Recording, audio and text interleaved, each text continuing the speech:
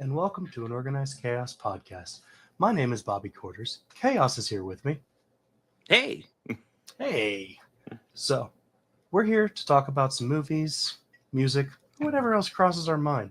But here is also the home of the most unbiased, genuine thoughts. We're not going to do anything just to say it, just to make money off of it, because we don't make a lot of money off of this. In fact, we don't make anything. We just give our opinions. And our opinions are free and unsolicited, but they're not hateful ones. That is the important thing. Yes. But also, while you're here, please make sure to like, comment, and subscribe to my channel, that is Bobby Quarters, the podcast channel, Organized Chaos Podcast, and Chaos's channel while you're at it. So thank you for watching, and do enjoy.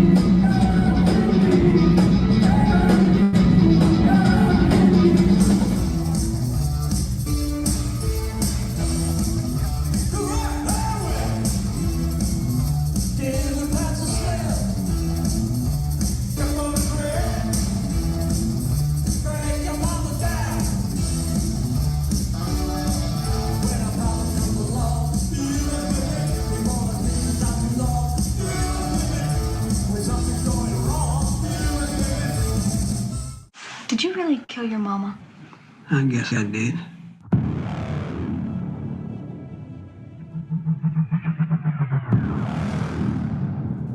You telling me you never killed anybody before? I ain't saying that. What do you got in mind, Henry? What do you think? What do you say, Otis? You want to go grab a beer? If you shoot somebody in the head with a .45 every time you kill somebody, it becomes like your fingerprint, see?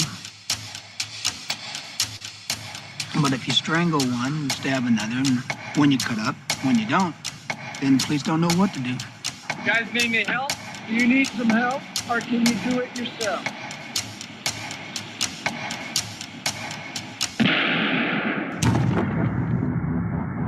Must mean you go for a ride, Otis. It's always the same, and it's always different. Ain't that right? Sure, it's good to talk to you, Henry. You're not judgmental or anything like that. Open your eyes, Otis. Look at the world. It's either you or them. Did I stutter? Give me the $50 and get out! Don't do that, Otis. She's your sister.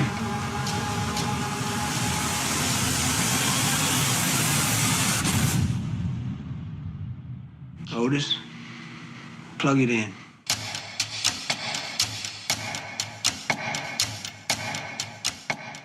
The biggest, bloodiest horror show in history.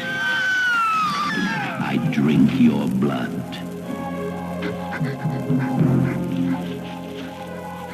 Men become animals and eat their victims. I drink your blood.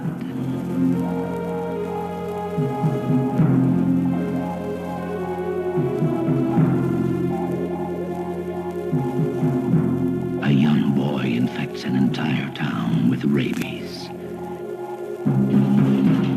and turns a group of men into a band of bloodthirsty zombies ravaging a peaceful countryside. I drink your blood will make your blood curdle and your skin crawl.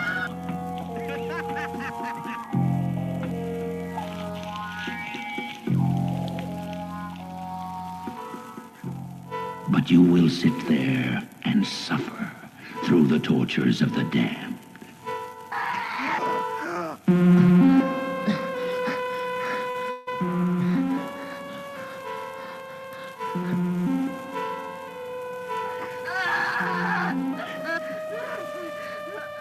You will sit and watch this shocking ugliness splashing across the screen. You will ask yourself, what acts of sadism will this electric knife be used for? What horrors will be performed with this axe, this hose, this dagger, this gun, this sword? All the implements necessary to make this the ultimate in adult horror films.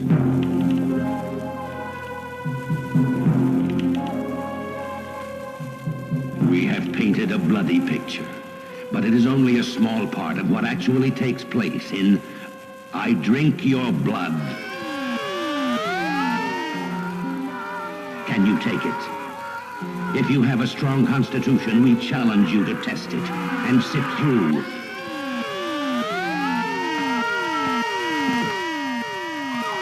I drink your blood.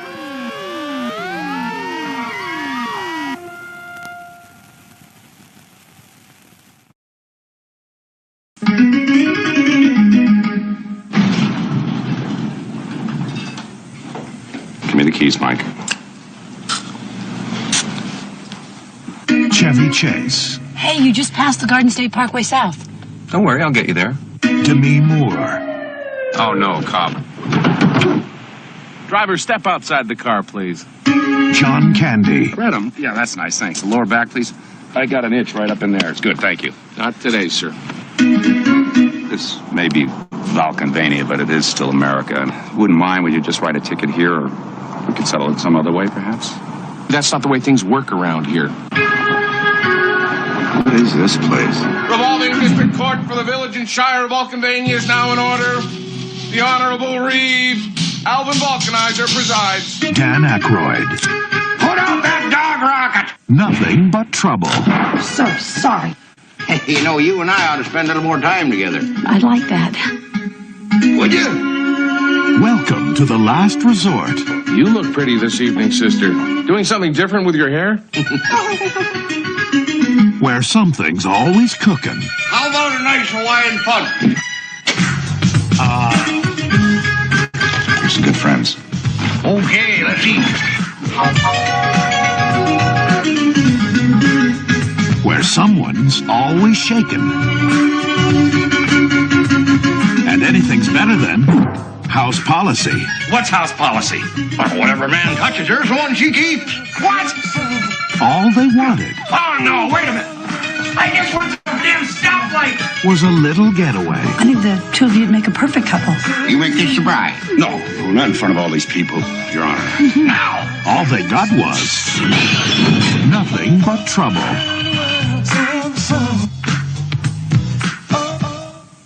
I can't do it. Okay. We'll do it live. Okay. We'll do it live. Fuck it. Do it live. I'll write it and we'll do it live. Fucking thing sucks. Yes, the fucking thing sucks. Yeah, I didn't mean to make you all big, but yes. Mhm.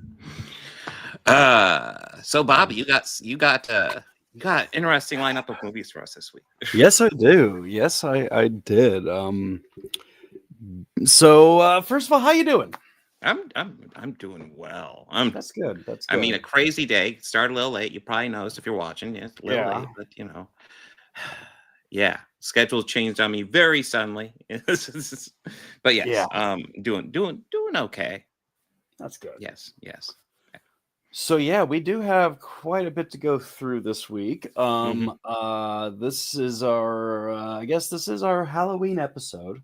Yeah. So, it's a little late, but yes, this is the conclusion of our Halloween lineup. Yeah, this is the conclusion of the month of October, since we had to do a lot of moving around this whole month. So October got a little discombobulated, but this year, like last year, I just hijacked the month of October and filled it with scary movies because I figured that would be appropriate. Because everyone likes it, should. So I mean, and if you think about it, man, we did watch quite a bit of horror this month. Oh yeah, quite a bit. Like, I mean, Good Fortune might be the scariest one of all we watched this month. I mean, yeah, the economy is so terrifying. Yeah. No, but no, we did. We watched. You know, and most of it's pretty solid. You know, there I have some complaints, but like overall, pretty good. Pretty good. All right. Well, we didn't really discuss what we're going to start with, but I'm going to start with. Let's say we start with Nothing But Trouble. Ooh, we're going. So, I'll go ahead and say immediately, of the three movies this week, there's one that I thought was pretty solid, and one that I enjoyed it. I don't know what I think of it completely still, but I enjoyed it. And then there's Nothing But Trouble, which I will say I did not like. But feature film debut of Tupac Shakur right there. Feature film. Yeah, his first film. Yes. Right there. I mean, holy, he is young. Yeah. But yeah, this movie came as like an idea from I want to say Dan Aykroyd and his brother. But they had this idea of they wanted to make like a horror comedy movie and just kind of make it as crazy and as outlandish as possible. And they definitely succeeded. There are like elements, I mean, this that are definitely of like stuff that reminds me of Texas Chainsaw Massacre, especially like the latter sequels of it. And there's even like a little bit of Cronenbergish horror, body horror sort of. Oh, sure, yeah. Going on. Yeah. But yeah, this is definitely a vanity project for Dan Aykroyd, I will say. Oh yeah, so he wrote and directed this. This is the only he's actually written a decent number of movies throughout his career. This is the only one he's ever directed. And I will say, maybe for the first half hour, I'm kind of giving it a chance and seeing where it goes. Because, like, at first it opens up, you meet Chevy Chase, and he sees Demi Moore, who is, like, I think, like, at least 20 or maybe, I think, 20 years his junior. But he meets her, and he instantly is, like, flirting with her and wanting to hook up with her. And I guess, I mean, she is hot, so I guess I'll give him that. But, yeah, so he's meeting her, he wants to hook up with her, and he's talking about, and she wants to drive to Atlantic City, I believe. Yeah, because there's like a land deal that she's like a real estate attorney. Yeah. And so she's enlisting his help to drive to Atlantic City. So he decides to drive her there, and then two random friends decide They're to people. get in Chevy there? Chase is like an investment Yeah. writer. So, and they're people who take his advice and they make money off of it. Mhm. But like, they're like Brazilianaires, as he called it. Yeah. They're Yeah. Brazilian and they're billionaires. Yeah. For the first half hour, I'm just kind of waiting to see where this movie goes. And Yeah. I will say, for the most part, outside of possibly Demi Moore and maybe John Candy as the cop, pretty much no character in here I particularly like. I'm down with all of them suffering. Yeah. The Brazilianaires are both kind of Oh, they're just insufferable people. obnoxious. Yeah. But I mean, they're played by like flawlessly though. Yeah. Oh, yeah. I mean, they're supposed to be obnoxious. Was it I like think Taylor Chevy Nugent? Chase. Taylor, what is his name? Negron? Yeah. Oh, yeah. Negron, yeah. Yeah, Taylor Negron. And it must be, Bernatella Demas must be the woman. They're insufferable, but they're supposed to be insufferable. I think Chevy Chase is supposed to be the likable one, but like, he's pretty insufferable too.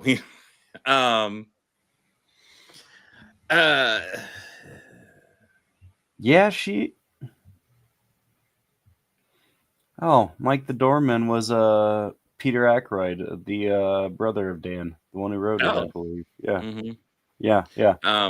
But yeah, so essentially, they decide to go on this trip. They go through this little town called Vulcanvania.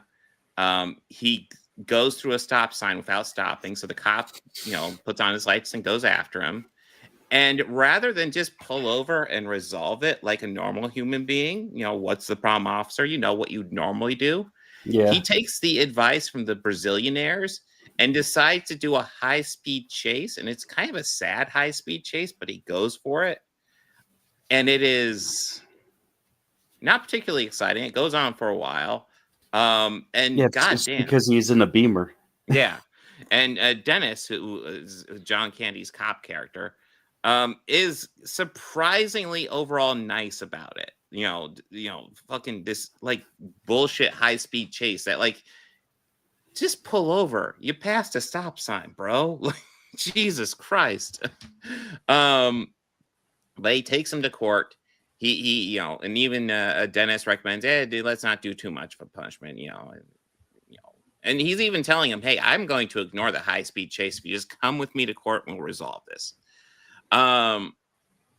But yeah, no, they're just kind of insufferable to the judge, and the judge locks them up, and it's all this trap about. It seems like, and there almost seems to be a theme because they find that a lot of the victims are bankers, and they seem to be a theme of killing bankers, but then because a banker screwed over their family years ago, and they now they plundered for resources, I believe, underneath the house, and it made it a volatile living situation. But like the plot is so crazy in this movie, but like the set itself, like of the property, is so impressive. Oh yeah, no, this is such a wild movie, but work. Yeah, everything in this is so amazing. Fucking Dan Aykroyd with his fucking goddamn penis nose, which there's going to be shots where that nose looks like a fucking penis. And it's like, that had to be intentional. I mean, it was, but they couldn't get away with it being on all the time. Yeah. Yeah. But again, I don't really like, there's this dinner scene and it's like, yeah, it looks really gross. And it does look kind of gross. But there are also things where I'm like, well, that's actually kind of clever. Like, the condiment train where it just goes around the circle. Everybody acts like horrified by the condiment train. And it's like, actually, the condiment train's kind of cute. And then the bratwurst, like the way they're serving them is messed up. But like, it's just like bratwurst and they're all horrified. I'm like, have you not seen bratwurst before? Have you not seen? I'll say that the one line that still makes me laugh, like every single time, it's the Hawaiian Punch bit where they take the oil like distributor kit thing. Stab it into it, and he's pouring it. And Chevy Chase is like, nothing like coming home after a hard day to a nice, warm, relaxing glass of Hawaiian Punch. Yeah, just the warm Hawaiian Punch. That is hilarious. So warm. But yeah, and like the whole, and obviously, like everyone who's within law enforcement is all the family. So that's like something that is very Texas Chainsaw-esque, as well as like Mhm. the creepiness of the property. Because I mean, look at that. That is, Oh yeah, you no. know, if you're watching the video of it, we're showing a still of the house, and it's like it's terrifying. It's a No, little it looks scary. Yeah. yeah, no, like visually, this is actually a fairly solid movie in my opinion. This is definitely kind of a high concept, goofy comedy. And honestly, like high concept comedy was something Dan Aykroyd knocked out of the park with like 7 years earlier with fucking Ghostbusters. So he didn't direct that one, but like he did co-write it. But yeah, so they get trapped in this town, and then just the rest, like I sort of last hour of this movie is just almost just feels like random shit happening to these people. Cohesion feels like it goes out the door. And you know, to me, like I'll go over some of the trivia of this movie because I think that's actually more interesting than the movie itself. Because I was watching it, I'm like, okay, not only do I think this is not a great movie, but like I also feel like there could have been a really fun movie in here, like this really dark comedy. I feel like there's something that could have been done with this. But yeah, based on Dan Aykroyd's personal experiences in 1978, he claims he was pulled over for speeding in a rural town in northeastern United States. Police officer took him to the local justice of the peace in the middle of the night for trial. Dan Aykroyd later agreed to play the giant adult baby Bobo as well. Yeah, there's these two adult babies that we see very late in the movie. They're actually like not of all the stuff we deal with, they're probably one of the more likable aspects. Yeah. they aren't bad. They aren't. But yeah, after no one else wanted to play the part and found it stressful to play two parts in heavy makeup while simultaneously directing and producing. Yeah, I've seen some footage of him directing in the costume, and it's actually kind of funny. Yeah. Bertella Demas and Taylor Negron spent a lot of time with one another during pre-production, rehearsing and building their characters together as they portray brother and sister in the film. In fact, they actually wrote much of their own dialogue with Dan Aykroyd's approval. So that's one of the things. We'll get into it. But like Dan Aykroyd let the actors do a lot of ad-lib here. Which is, again, has such a good recipe for success for everything, especially if you have the talent behind it too. Yeah, well, I'm going to bring up an example where that actually worked really well, made like a comedy classic. But we'll get into it. Chevy Chase did not like the script and took the leading role because he wanted to work with his friend Dan Aykroyd and thought they could improve the movie by improvising. Chase later said that Aykroyd took a huge career hit when the movie bombed because he had taken on so many roles. Writer or director, writer, actor, producer, that no one else had a high enough profile to take the blame for how bad things turned out. See, I think he's a little too hard on himself. Mm-hmm. Dan Aykroyd, I think, I'll be honest, I think Dan Aykroyd's mistake was directing. Because I'll go ahead, like a lot of this was improvised. And there is a movie that was improvised that was directed. The movie is very famous. It's called Caddyshack. That was a movie that was mostly improvised. They had an outlining plot to that. Now, a lot of the shtick was not only mostly improvised, but there was still a lot that was like the overarching story still existed, but a lot of it was also being written and rewritten while it was being filmed. Yes. It's actually the movie that I think broke Doug Kenny, but that's just my opinion. But that was directed by Harold Ramis, who is one of Dan Aykroyd's friends as well. And part of me wonders what would have happened if Dan Aykroyd just said, "Okay, I wrote this. I'm going to act in it. Harold, you direct this." Yeah. I want to see what will have happened then, because Harold has quite an impressive film resume. He's a solid director. He did have a very impressive film resume. Well, here's some of the more interesting bits. The crew enjoyed working with John Candy and Demi Moore, but Chevy Chase, as he's infamous for, proved to be a nightmare. Chase was verbally abusive to everyone on set, tried to speak on Moore's behalf about her skimpy costume, and said that he had more worth than Aykroyd because Chase had a bigger paycheck. The crew was furious at Chase's treatment of Aykroyd, with one of the crew members even threatening to drop a brick on Chase's head if he ever spoke to the director like that again. That's a lot of. It seems like a lot of stories behind this are about like Aykroyd talking to the cast and just trying to get good ad libs from them and letting them be creative on this project. Yeah. Which sounds like fun. And yeah, it just sounds like Chevy Chase was just a piece of Just shit. being a douchebag, yeah. Yeah. And I mean that might be part of why this movie, that might also hurt this movie as well. Because he's supposed to be likable, but he comes off as a douchebag, and you find out behind the scenes, oh, he was a douchebag. He comes off as that, like, oh, and I think it's like still Chevy playing that role that everyone wants to see out of him. Yeah, is just that cocky, arrogant Chevy Chase, which is, Mhm. you know, what he's known for. Mhm. And yeah, I mean, I'm not defending it at all, but yeah. Aykroyd proved to be very popular with the crew for listening and enacting all the crazy ideas they threw at him, including the bone stripper, a roller coaster going through the Volkenheimer mansion. Okay, I think that's wild that the crew came up with that and they just threw it in. Because they put it in the movie because it is crazy and wild, but it's really it's awesome almost like too. this small little roller coaster they had to build like a practical set with this like fucking mouth mashing people and, you know, stripping them down to their bones. And it's like, damn, that was elaborate for just being an idea that they threw in there. Yeah. It works fairly well. At the dinner table with the built-in model train set serving food. I guess that was another thing added last minute. But while the crew had a blast making the movie as grotesquely absurd as possible, it also caused the film to go over budget. Warner Brothers executives had a meeting with Aykroyd and pleading for him to rein things in, but didn't act themselves because they were already distracted with another troubled production, Bonfire of the Vanities. The script caught the attention of Warner Brothers, who wanted John Candy to co-star. Aykroyd wanted to play the parts of Judge Volkenheimer and Chris Thorne, but the studio wanted Chevy Chase to play Thorne. Aykroyd agreed with no director attached. Aykroyd said he would direct the film to secure the deal, even though he didn't want to direct the film.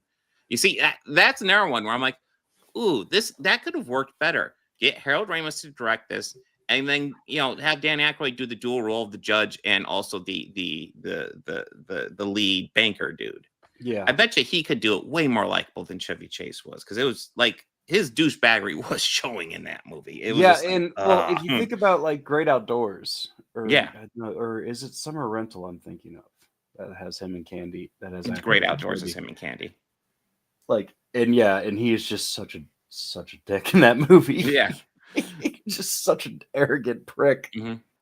And like I said, John Candy is one of the likable elements of this movie. Unfortunately, his cop character disappears about midway through, and then we're left with the woman character he's playing, who I don't really have any opinions about her at all. Oh, just mute. Yeah, she's there. It's John Candy in drag, which I guess is funny, but hey. It's played for laughs. And yeah.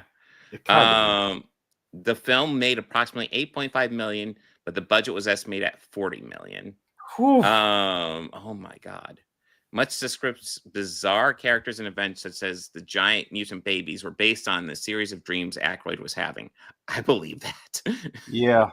In addition, Aykroyd set the story in the fictional town of Vulcanvania, which was loosely based on the town of Centralia, Pennsylvania. In 1962, coal mines under Centralia started to burn in a never-ending fire, still active, making impossible to live in the town due to the insane conditions of the place. Toxic coal vapors emerged from the ground in the shape of steam and fog. Centralia is also the inspiration for the main place of the famous horror video game Silent Hill. So, hey, you're looking for the Silent Hill Nothing But Trouble connection. There it is. There it is. There's that connection. Oh my God. Long last connection we all need. Yes. So I think it's safe to say Nothing But Trouble is in the Silent Hill universe. I'm going to say more than likely drug-induced dreams. I'm pretty sure Danny still smokes weed.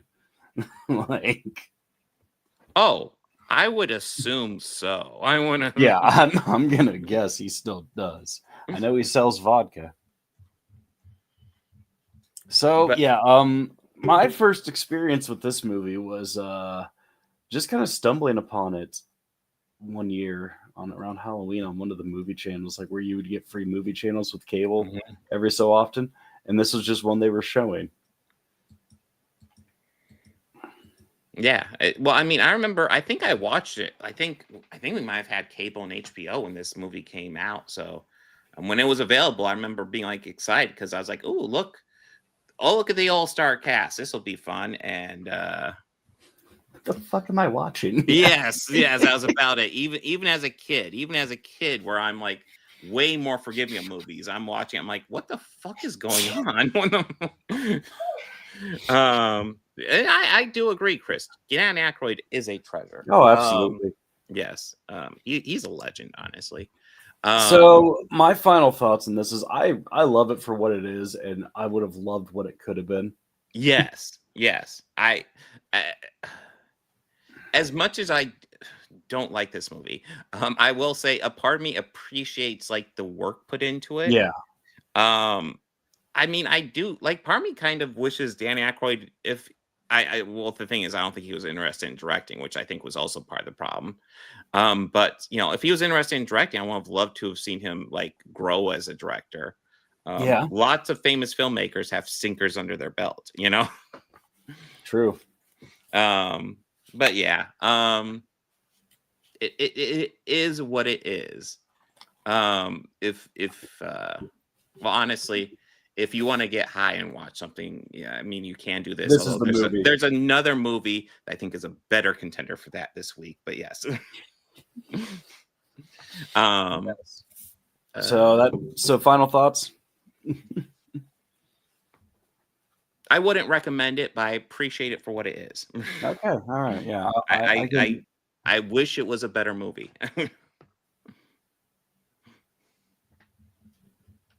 Well, Chris, I have not seen Cats, so I can't compare it to that because Cats is pure nightmare fuel. I barely made it 5 minutes in. It looks so bad. Oh, it was. I promise you, it was terrible.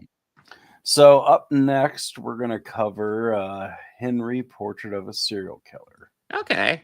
Oh, we're going to the well, in my book this is the solidly good one. This one's. You could tell it's lower budget. I'm not even sure. Was it like a TV movie or something? Like no, it's very graphic for a TV movie. But very independent movie. Yeah. It's only 80 minutes long. Yeah. Yeah. So the story with this one is it follows Michael Rooker's character, which is Henry, and oh yeah, photos are right here. He's a serial killer. Yep. That's no. Yeah, just they cut right to it. It starts off like with scenes of him just kind of going around. Yeah, you essentially the beginning of the movie is you just see like these random dead bodies and him visiting shops and driving in his car listening to the radio, and then just random cut to these dead bodies. Yeah. Kind of wild. But yeah, it does a good job of kind of introducing you who he is. Yeah, it's and then we meet up with somebody later, Otis. Yeah.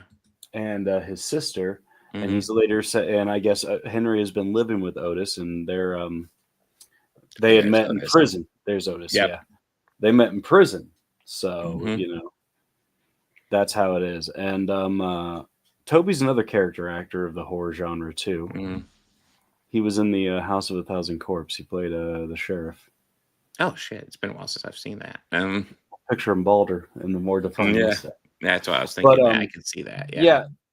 And we kind of just start to see the three of them kind of living and you know carrying on for a while. Yeah. So Otis, real quick, it's so weird. Henry's the actual serial killer, but Otis might be more despicable than him. Strangely enough, because like you know, so Otis is living with his sister, and Henry's like kind of living with them. Well, no. His sister went to go live with Otis because she left her ex-husband or partner because he was kind of being a piece of shit or whatever. And yeah, I guess she dumped the kid off at her mom's just so she could just figure some stuff out. Yeah, that's why she's staying with her brother. Yeah, but there is fairly early attempt by Otis to at least kiss her, in a not brotherly way, which was just fucked up. Where it's just like, the fuck are you doing? Very weird. And like, you know, Henry grabs him, like, your sister, don't do that. What's wrong with you? Yeah. Which, it's not that often you're siding with the serial killer.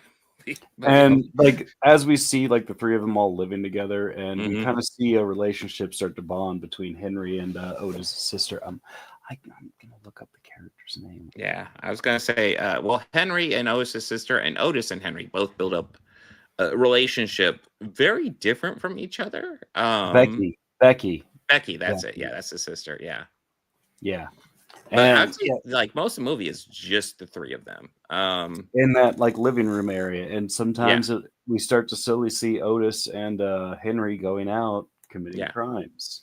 Yeah, the first time they go out, they pick up a couple hookers, and Henry is literally just in the back seat strangling one to death.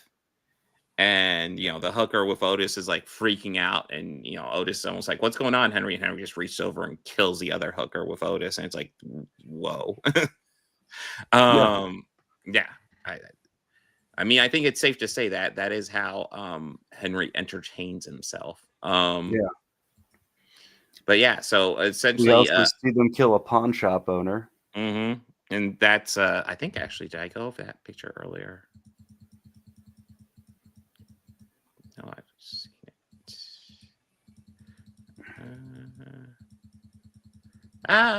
No. Oh, the art.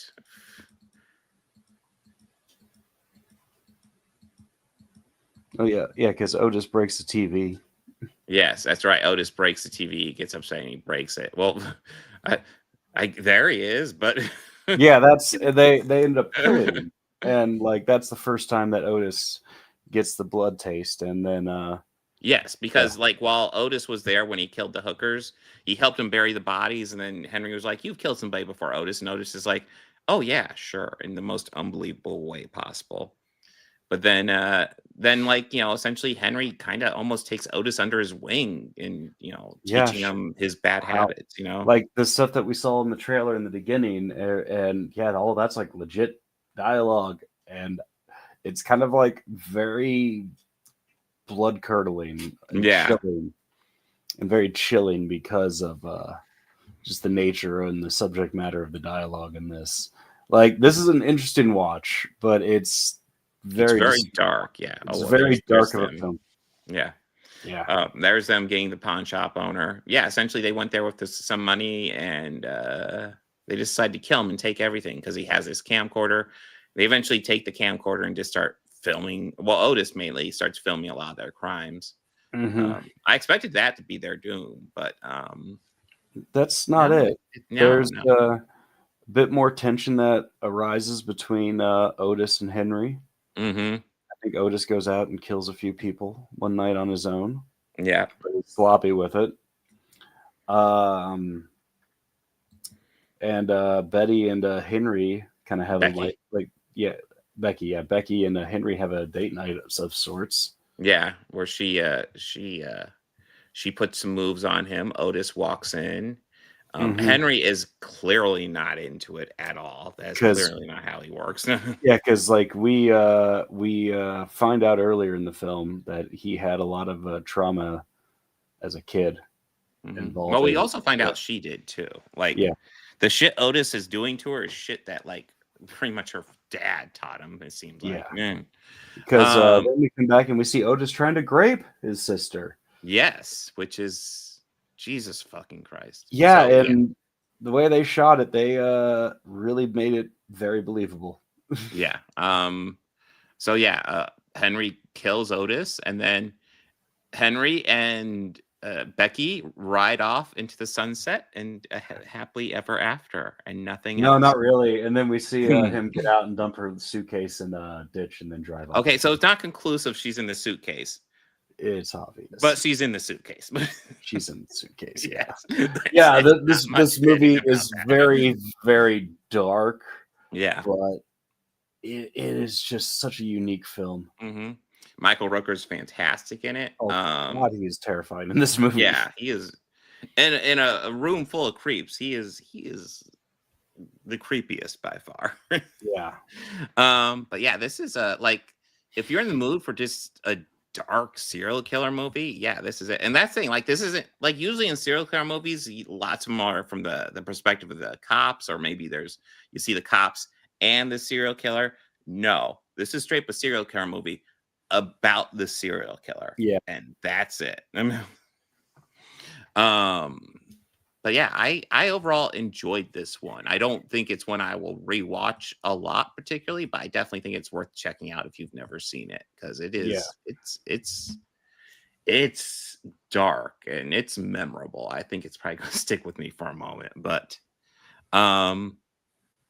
you're welcome. Yeah. Yeah. You're welcome. I've never even heard of it before, so I was like, hey. So this was introduced to me by a good friend of mine who actually introduced me to the last film we're going to talk about. But when I saw this, we watched this and The Room as a double feature. It's a different double feature. We like our trashy cinema, man. I was about ready to say. I mean, this one, like, this is low budget. I don't know if I'd call this trashy though. This is just low budget, dark, fucked. So up shit. we watched The Room first, and like the first time John comes in, I go like, "So he's a serial killer, right?" He's like, "No, that's the other movie we're watching." Oh, okay. Then like a few minutes later, some more of it went on. You're sure he's not a serial killer? He's definitely a serial killer, right? I mean, I'm still not convinced on that one, even after all these years. But no, this one is like, I'll watch anything Michael Rooker's in because of this movie. Mm-hmm. I'm like, you tell me, right? Michael Rooker's in something, I'll give it a shot. That's no question. But yeah, Michael Rooker said he was working as a janitor when he auditioned for the part of Henry, and went to the audition in his janitor uniform. He got the part and continued to wear his uniform throughout the film shoot. He only had one jacket, though, and he took it off before he killed anyone so he won't get blood on it. Although the MPA initially gave the film an X rating, the movie, along with Peter Greenway's The Cook, Thief, his wife, her lover, and Pedro Almodovar's Tie Me Up, Tie Me Down were the main reasons for the creation of the NC-17 rating, adults-only film, which is non-pornographic. And yeah, while there is nudity in this, I won't call it pornographic. No, it's mostly just because of the visceral violence. Yes. Actor Michael Rooker remained in character for the duration of the shoot. Even offset, he didn't associate or socialize with any of the cast or crew during the month-long shoot. Director John McNaughton made sure Rooker was the only person on set to have a private dressing room. According to the costume designer, Patricia Hart, she and Rooker would travel to the set together each day, and she never knew from 1 minute to the next if she was talking to Michael or Henry, as sometimes he would speak about his childhood and background, not as Michael Rooker, but as Henry. Indeed, so in character did Rooker remain that during the shoot, his wife discovered she was pregnant, but he waited until filming had stopped before she told him. Holy shit. The scene in the living room where Otis, Henry, and Becky are with the camcorder is completely improvised by the three cast members. I could see that. Yeah, that's cool. Yeah, it works. Yeah, it kind of shows their characters, but yeah, I could see that. When the film was submitted to the MPAA and received the X rating, John McNaughton asked them what could change it to an R. The board members told him bluntly that there were no possible edits that would move the movie out of X, and McNaughton decided on the spot that he would not challenge the X and would instead move for the movie to be released as it eventually was, unrated, with a disclaimer saying no one under 17 admitted to see it. Okay. One of the major reasons the film did not emerge for a long time after it was finished is that the producers had expected John McNaughton to make a straightforward slasher horror movie. They didn't know what to do with the darker, more complex, less violent, as hard as it was to believe. The original script was much bloodier and more violent than the final shooting draft was. Film he created, and felt this version had a limited box office potential because it won't bring in a good-sized teenage audience. So yeah, so it sounds like originally this was kind of intended to be like the slasher horror movie, more like a Friday the 13th. We'll talk about, but yeah. And it really isn't that. Like no, it's definitely like a character study. Mm-hmm. But like a darker character study, you know. Mm-hmm. But yeah, like I said, I like as much, like I would even say this movie's as much I would say I enjoyed it, but it's also very uncomfortable of a movie. It's unsettling, it's dark, it's fucked up. If you are in the mood for a fucked up low budget movie, yeah, I'd say I definitely recommend this. This is solid. Is there anything you want to add, Bobby? Or are we moving on? Let's move on. Okay. To the final movie, I Drink Your Blood. Yeah, I just want to say something real fast. Yeah. This is by far the best movie I've ever seen about a group of satanic hippies moving into a hotel and then getting rabies and infesting the whole town with rabies and turning everyone into serial killers. By far the best movie I've ever seen with that plot. The only movie you've seen with that plot. Okay, so details, but holy fucking shit. This is a wild ride, isn't it? Oh my god. Like you get this satanic hippies and they're goofy, and you know, I will say warning if you're a big animal person, there is a pretty Don't watch it. According There's a lot of yeah. There's a lot of scenes that depict animal violence and cruelty, and the director says only one animal was harmed and killed, and you see that quite graphically. And I don't 100% believe him that the only one, but yeah. I don't believe it either. Because there's a couple animal corpses that are really fucking realistic looking. Like, I don't think that sort of practical effects existed in 1970. Mm-hmm. But I mean, I honestly, like, I went over the plot summary, and if you think that's insane, yeah, that's what this movie is. There are literal moments of this movie where it's like dark and dramatic, and I'm like, oh my god, this is like serious. And then it will cut to the goofiest fucking thing I've ever seen in my life. Yeah.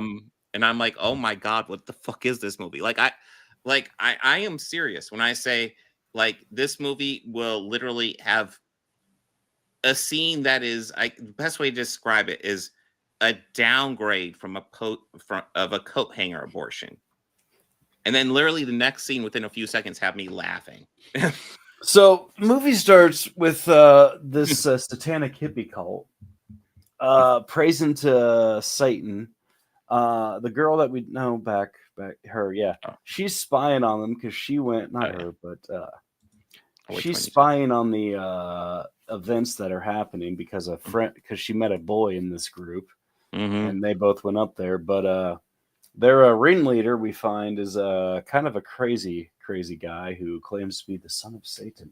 Oh, there's a couple of crazy guys in that group. But yeah, I will say the standouts are definitely the ringleader Horace, but also Rollo stands out quite a bit. Yeah. I'll flip by the butts real fast. But because that's the opening scene. We see all their communing with the devil at night in the woods with fire. Mm-hmm. But that girl that we saw in the beginning, they assault her, as we find out, and like violently attack her, and they also give her drugs. They dose her. They give her LSD.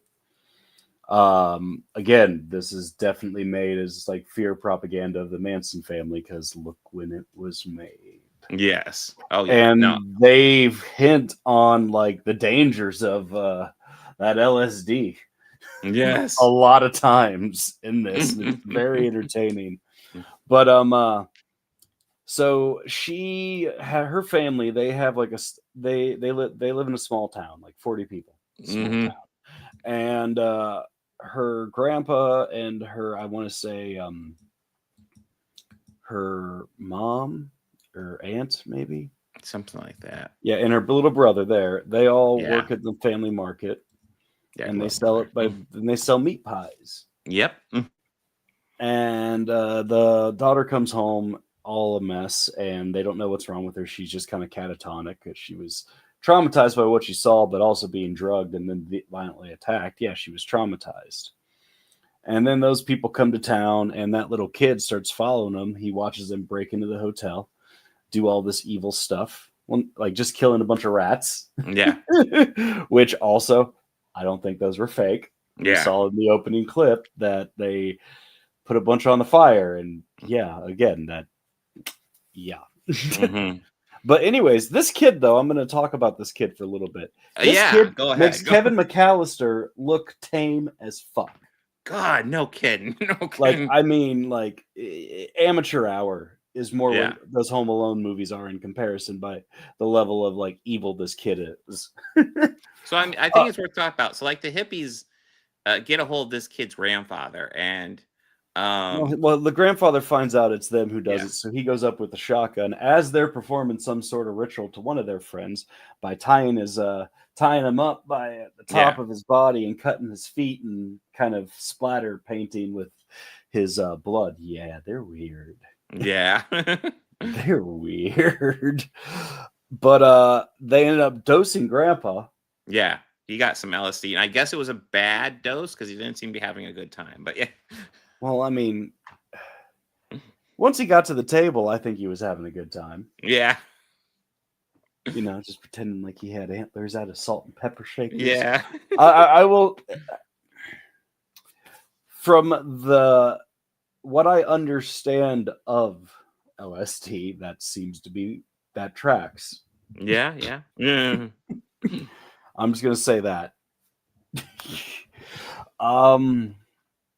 So it gets to a point later where after that all this happens, this kid goes to show them one. So he walks out with the family gun, and as he's hiking through the woods, this rabid dog attacks him, which was the hippie group, but the dog had rabies, but I don't know. Yeah. Anyways, so he gets the idea to take some blood from the rabid dead dog that he killed and inject it in the meat pies and give it to that group. And that turns them all rabid. And then they go on a kill, and then they just go on a killing spree, and then you could get the rabies even from skin contact.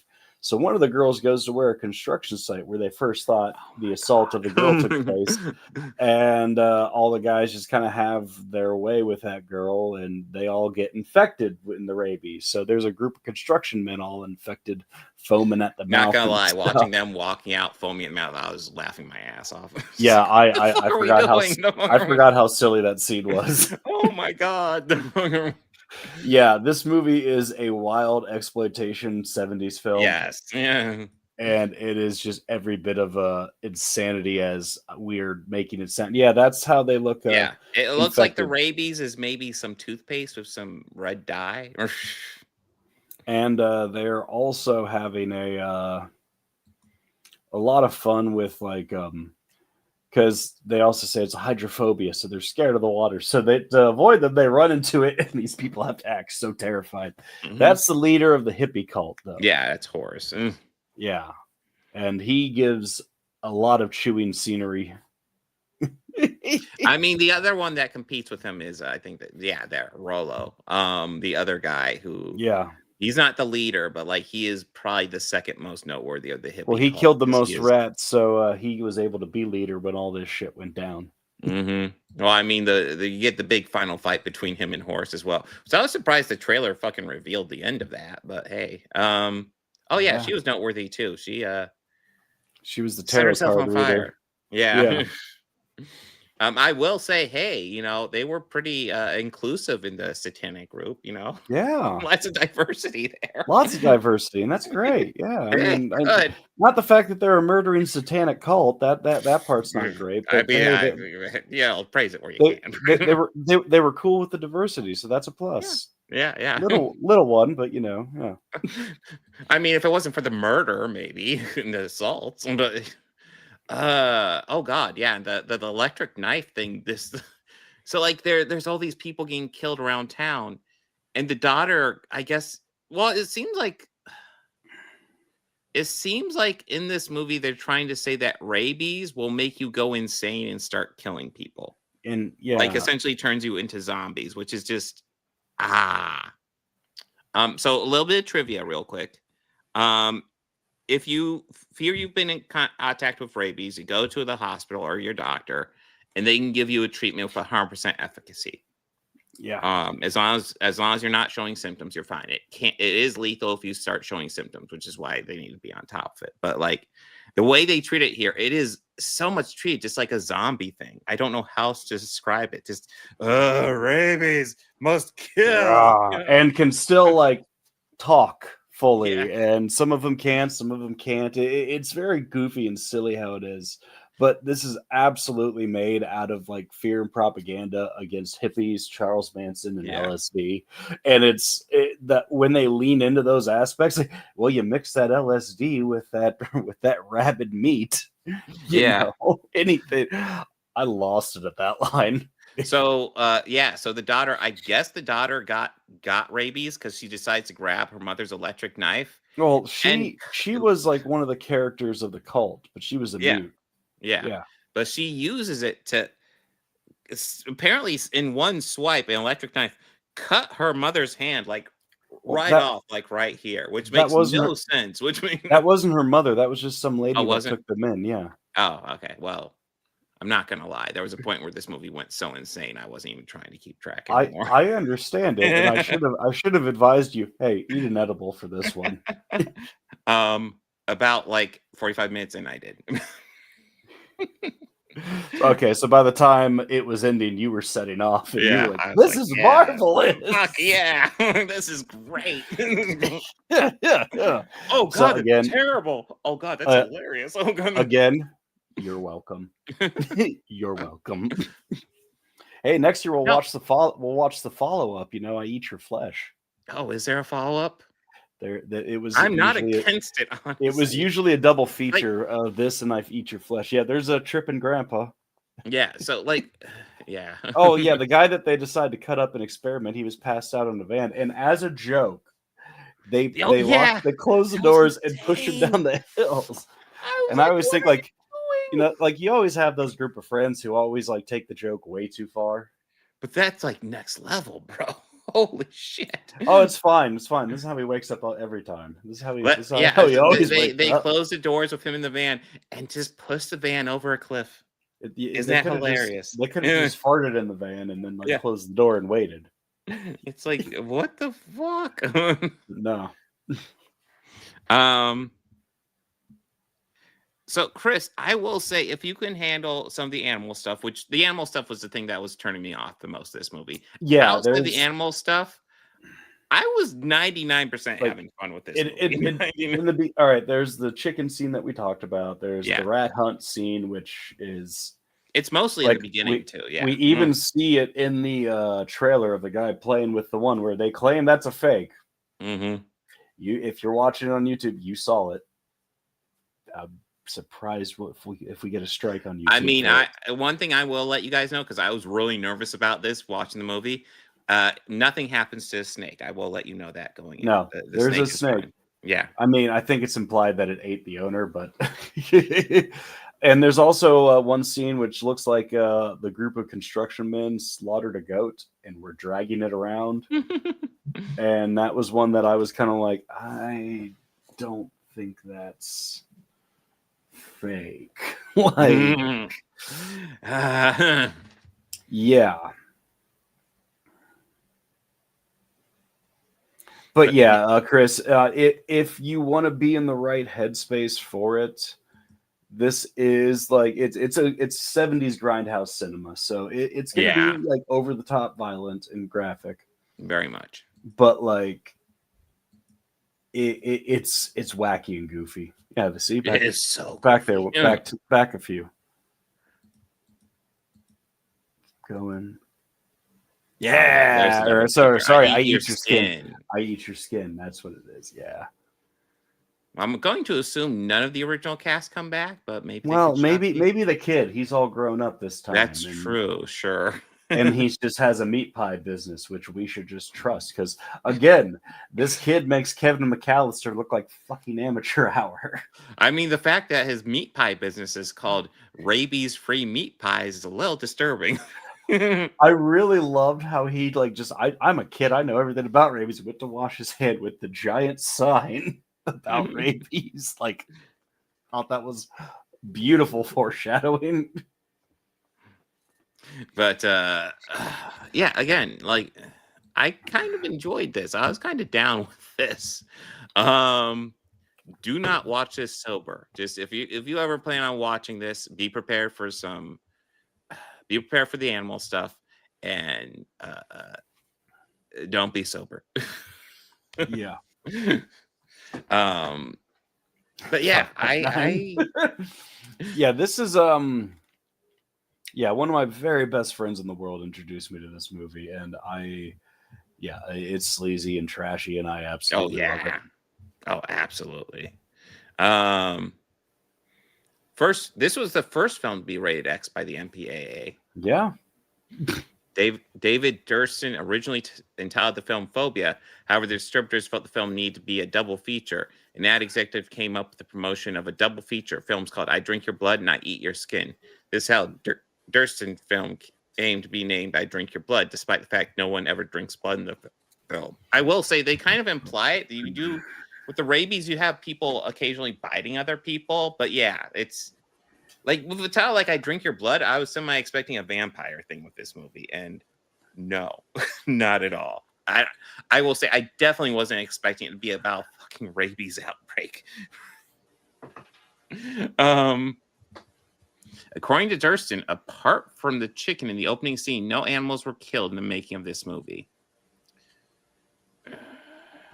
Okay. Was that from PETA or? That's according to the director himself. That's according. And I will say, like the chicken was a bit disturbing because that is something where you're watching, and I'm like, that didn't seem like a prop. Just the way it behaved did not seem like a prop at all. But yeah, I was all right with this one. Yeah, I enjoyed this one thoroughly. Mm-hmm. Only recommendation to the director: no animal needs to die for your movie ever. Yes, don't do that. No, if you need to kill an animal, just do a fake prosthetic. I don't care how fake it looks; it's better than killing an actual animal. But yeah, anything you want to add, Bobby? No. Okay. I am happy you enjoyed it, and I can't wait to take over the block again next year. I know I'm gonna have to add some more grindhouse sleazy horror to it then. Yeah, go for it. But yeah, we made our way through the Universal movies, so that's good. So now that means we can officially move on to the Hammer. Ooh, the Hammer. Yeah, I want my check out the Hammer. So yeah. So I think we could definitely start with Dracula. I mean, yeah. Oh yeah, Christopher Lee. Fuck yeah. Or maybe we should do Blackula first. Actually, if you don't mind, I'm going to reorganize this a little bit. So, okay. I'm going to move. So next week we're going to go ahead and do Frankenstein, Predator, Killer of Killers, and then Predator, Badlands. Okay. So next week's decently new, except for Killer of Killers, which is only a few months old. But yeah, I'm pretty sure Frankenstein should be on Netflix.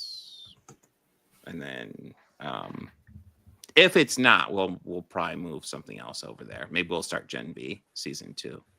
But yeah, so right now let's go ahead and do Frankenstein, Predator, Killer of Killers. So we'll do 2 Predator double feature next week, and then Frankenstein. Okay.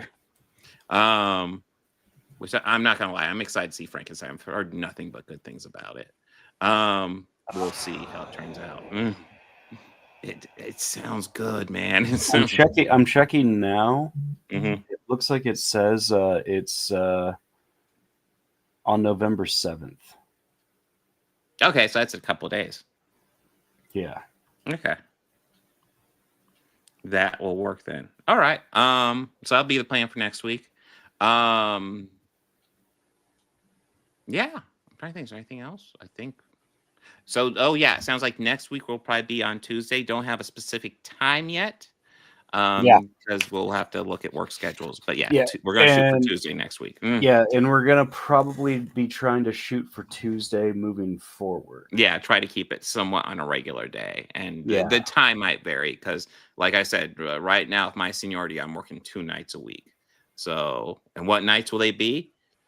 Depends what people request off. So, are you able to put a block on your availability? No. I can put in requests though, and my seniority would give me. I'm like the second senior most person, so Do you have to? Well, I mean, most senior person could block it. It's a union, so do you have to grease a palm? No. I mean, I could. I'm not going to though. I'm not telling you to, because that's illegal and wrong. Yeah.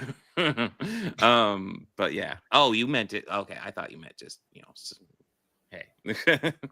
No, I literally meant greasing the palm. Oh shit! Yeah, no, I would not. You laugh. Just technically, I would not. Just, but yes, yeah, that'll work. So yeah, next Tuesday, guys. Make sure to like and subscribe. We got Bobby Quarters over here. I guess from my perspective, I guess we're sitting back to back right now. But yeah. Yeah, I guess we would be. Yeah. But we got Bobby Quarters. Make sure to like and subscribe. Organized Chaos Podcast, Organized Chaos, of course. If you don't get around yes. Wow, that's right. Yes, tomorrow. Go vote. Oh yeah, absolutely go vote. Thank you. That's one thing I was remembering. I was like, I need to do something tomorrow after work. I need to go vote. That's it. Never mind. You don't live in Franklin County. Never mind. Yeah. But I'm trying to think, is there anything else? I think tomorrow night we'll be doing the Shellcast. And then I will probably try to get a solo stream in on Wednesday. And then podcast next Tuesday. I think that's the plan. So like and subscribe to all the channels. Oh, and if you're ever like bored at work and you're listening to stuff, this channel is literally a podcast. You can go to most major podcast networks and listen to it on there. It's just the audio version, but it's right there and you can check it out. So if you're bored, give it some love. You don't have to look at our mugs. You could hear our voices. Yeah, you can hear our beautiful velvety voices. Yes, like cream cheese. We could even start doing it like we can even start doing it like AMSR. Yeah, just be very quiet talking. How are we doing? How are we doing today? We're doing great. It's amazing. Best podcast ever. So good. Yes. We'll do the fucking thing live. Yes. Thank you, Bill. Thank you, Bill. But yes, guys, thank you for joining us. Party on and be excellent to each other. Take care.